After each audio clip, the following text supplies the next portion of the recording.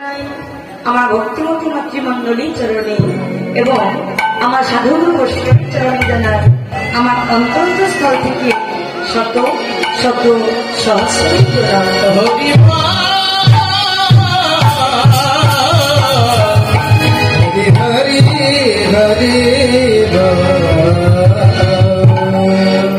এখন যে গীতব্য বিষয়বস্তু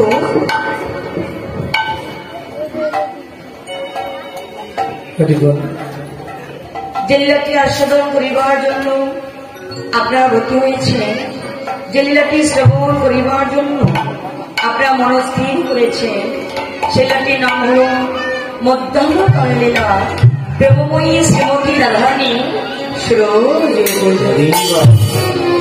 প্রেমময়ী শ্রীমতী রাধারানী সরোজ পূজা আমাদের সর্বপ্রথমেই জানতে হবে যে সরোজ পূজার কাহাকে বলে।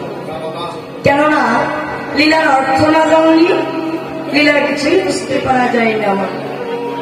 আর একটি কথা, অনেক বাবা দাদা ভাই ভক্ত দাদা ভাই বাবারা বলতে পারে যে আসল 2টা থেকে 6টা, কিন্তু না, আমার আসলটা 2টা থেকে 6টা নয়, 2:30 থেকে 7টা পর্যন্ত আধা ঘন্টা 4.5 ঘন্টা কীর্তন করতে হবে। তো অনেকে মনে করতে পারে এতটা টাইম চলে গেল, এখন বকবক করতেই আছে, তো বলাটা দরকার। আবার অনেক দিদি ভাই মায়েরা হয়তো 5টার দিকে চলে আসবে পূজার জন্য, তা আসলে হবে না।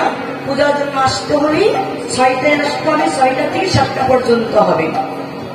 আমি 4.5 ঘন্টায় গরমের দিন কীর্তন 4 ঘন্টায় করতে ইচ্ছে করে না, 4.5 ঘন্টা করতে হবে। তারও কারণ আছে, কারণ আপনাদের এলাকায় আপনাদের প্রিয় একটা মানুষ আসবে, নামটা বললে থাকবে না।